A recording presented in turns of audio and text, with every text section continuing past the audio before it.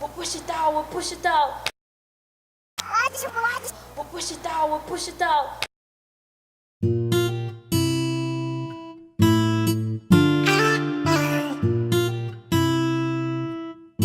You and I. Fine girl from Zimbabwe, she is Harare. Hello guys, welcome back to my channel. So please don't forget to subscribe, like, share, comment, and tell a friend to tell a friend.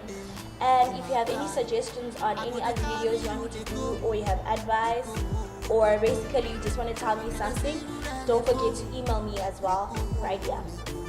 So anyway, today's video is titled The First Time I Ever Went to China. So I'm gonna actually tell you guys what happened. It's a very long story, but I'll try and make it really short and quick. So what happened is I used an agent, right, to book my ticket, yada yada yada, because it was my first time traveling, and I just thought using an agent would be ideal. So what happened? I was meant to travel on a Saturday actually, and then because I was traveling from Harare, so I live in Bulawayo. So what I had to do is I had to take a bus to Harare. So my mom and I took a bus, and we got the morning bus. So in Harare, like at about 2 o'clock. And then, so on our way to the hotel we were staying, we're like, okay, let's pass by the agent and get the itinerary for tomorrow's traveling. So prior to all that, she said I was going to travel at like 1, that the plane was going to leave at 1 on the Saturday. Then my mom went, so I was with the cab driver and everything. I was just sitting in the cab and everything. And then when my mom came, she was like, okay, so your flight has been moved to like 5 tomorrow. 5 a.m. in the morning, guys. And I'm just like, you know, and it's your first time traveling, so you like have mixed emotions and everything. So I was like, okay, whatever, you know, it's gonna be okay, it's gonna be great. Till I actually saw the actual itinerary, and I had like 3 or 4 flights, I think. So I was basically in the sky for like 3 days. So what happened is, so then we went in the morning, we got a cab driver, and then we went to the airport. And then we got to the airport and did the check-in, everything, yada yada yada. Everything was fine. So my clever self forgot that I put, you know the Vaseline? The big Vaseline? Yeah, I put the big Vaselines in my, in my hand luggage. I don't know how, but guys, it was just in my hand luggage. So you went through security, everything, and then there's the part, I don't know what to call it, the part you check in before you get into the lounge to wait for the plane. Yeah.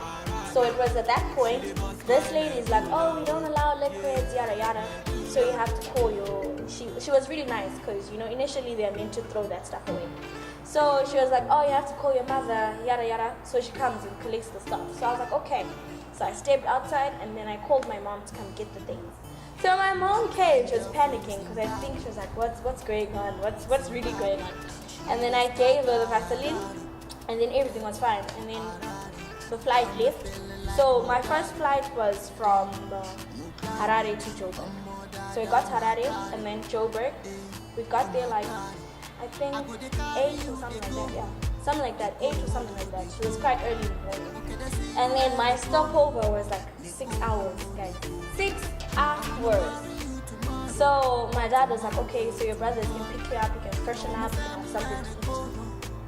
So I'm just sitting there, guys, just waiting for these people. I told them the 5 minutes there at 8, and I'm just waiting.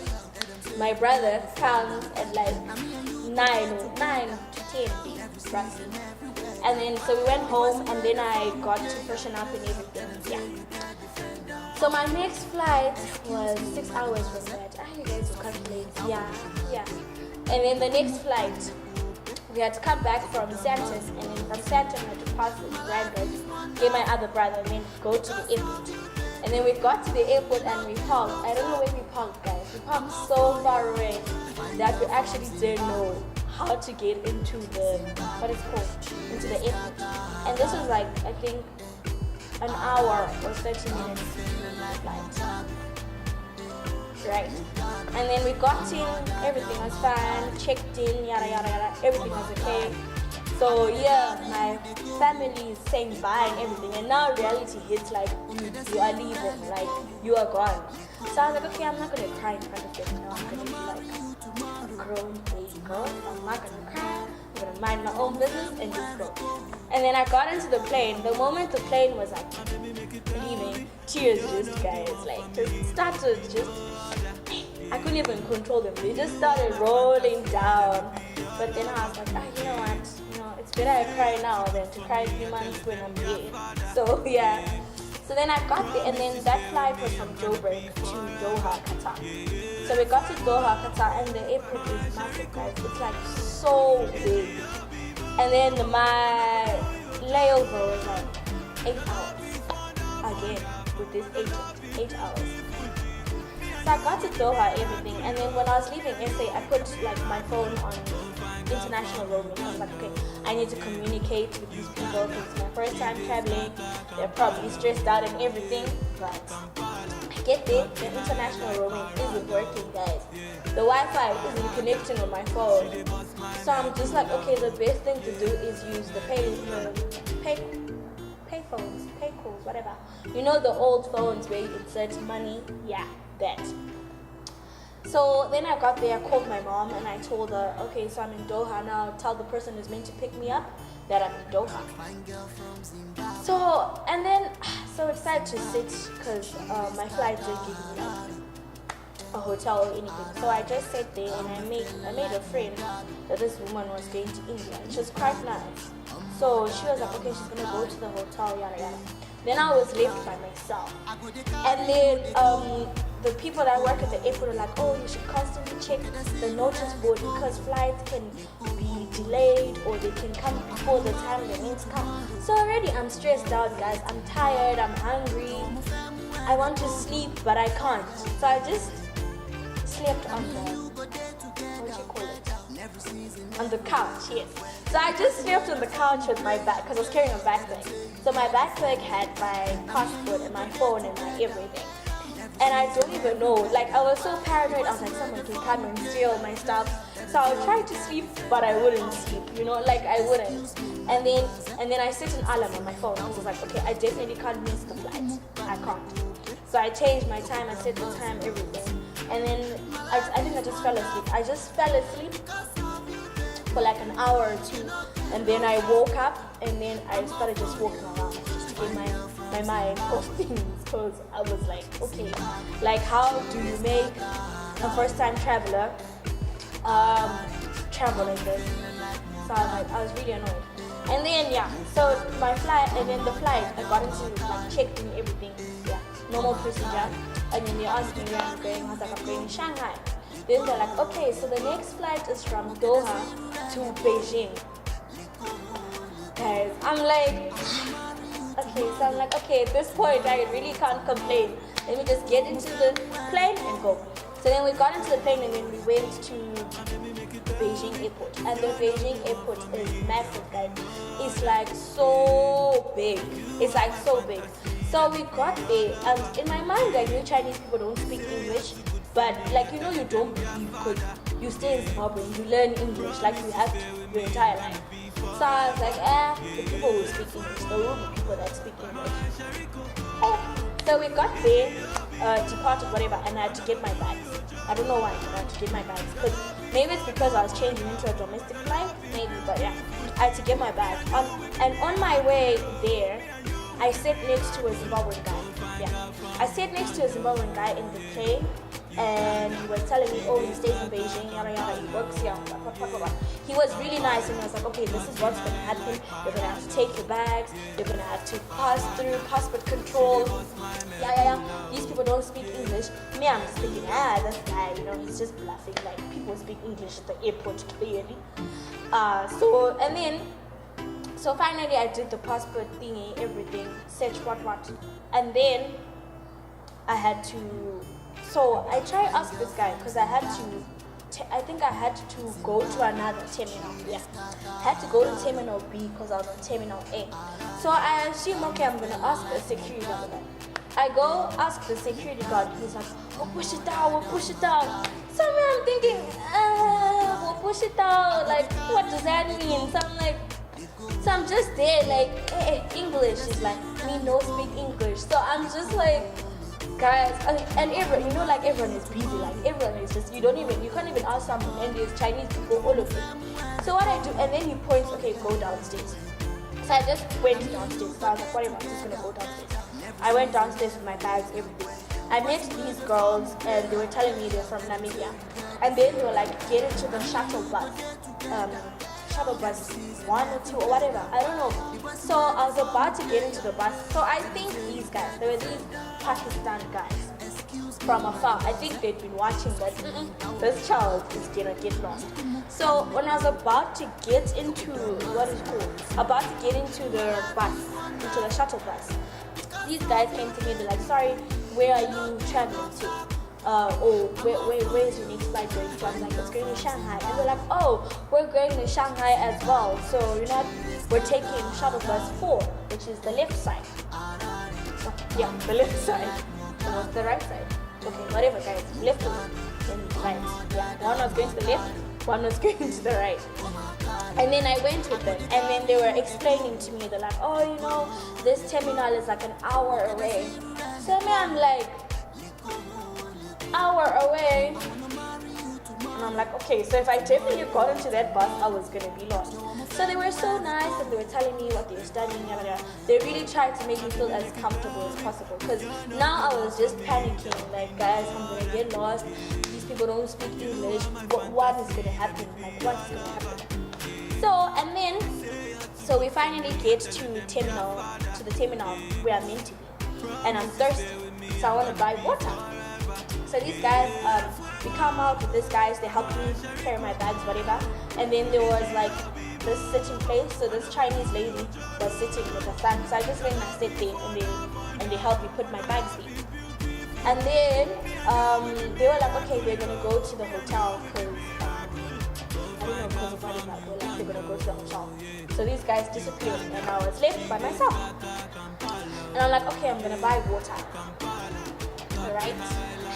So I go, there was a little shop aside, there they had like food, snacks, whatever. And then I go into the shop and I want to buy water. And this lady, I'm like, do you have water? I don't know why guys I assume should speak English, but I just tried. Because I'm like, okay, it's an airport, so she can't speak English. And then she goes again, we'll push it down. And then I point at the water, she goes, we'll push it out. So I'm thinking, bruh, I am pointing at the water, I am telling you what I want, and you're still saying we'll push it out. So I'm like, no, whatever. I go back. My next flight, my stopover at Beijing was like 4 hours. Again, 4 hours. So I just sat there and I'm thinking, okay, I'm gonna see black people or something, but no. I was the only black person at that point. And everyone, like all the Chinese people were just looking at me, and it was so awkward. I'm like, okay, maybe they're assuming, guys, actually I was just tired, so I was like, whatever. And then it's time to check in. There's another black person that comes, and he happens to be Nigerian.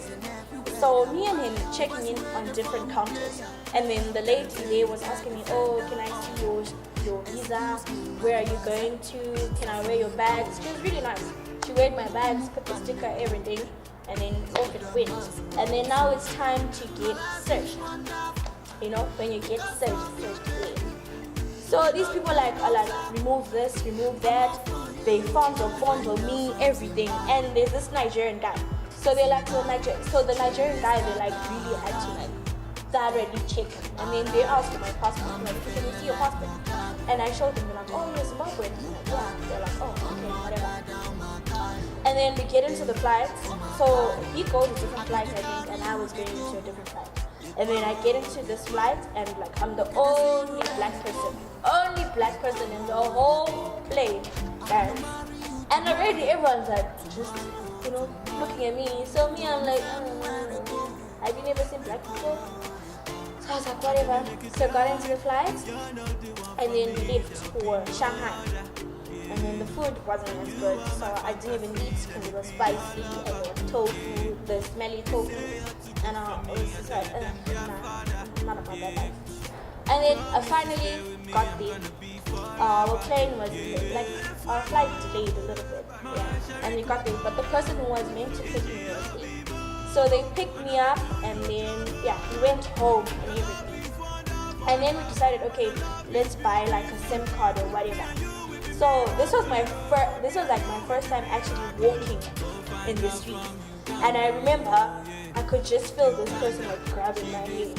So I was like, okay, you know, you're like, are you getting mugged or whatever? So I turned back and I saw like it was these grannies, and they were like touching my braids and touching my skin. So I was like I felt so violated. But then because she could speak Chinese, she spoke to him, and then she was like to me, no, they're asking if that's your real hair, and how come your skin is so soft, yada yada. So me, I'm just like, okay, whatever. Next thing, these people start taking pictures, guys. This is like my first day. Eh? These people start taking pictures, like left, right, and center, and they're not even asking. So I was not getting annoyed, and it's like, no, this is how it is. Yeah, they're gonna constantly take pictures of you. They're gonna constantly pull your hair. They're gonna touch your skin. They're gonna ask you certain things. So we continue walking to this place that sells SIM cards or whatever. And then one thing I do know about Chinese people, they spit on the ground so much. So everyone kept on spitting. You know the spit that goes. So, oh my god. That's one thing I really hate about staying in China. So, these people started spitting everywhere. They're taking pictures, guys. I was so overwhelmed. And then the pollution was bad. And it was hot, like 40 degrees or something. So in my head, I'm just like, what did I get myself into? I'm like, what did I get myself into? Because they didn't speak English. They just like touching people, and I was just like, it was horrible. But with time, I got used to it, and I fell in love with Shanghai. It's a beautiful place. So yeah, guys, that's how traveling to China for the first time was for me. For anyone else who has traveled to China and you want to share your first experience, feel free to comment in the comment section, or again, you can email me. So yeah, guys, that's it for today. So more stories, I hope, in the future, but that's it, and thank you for watching.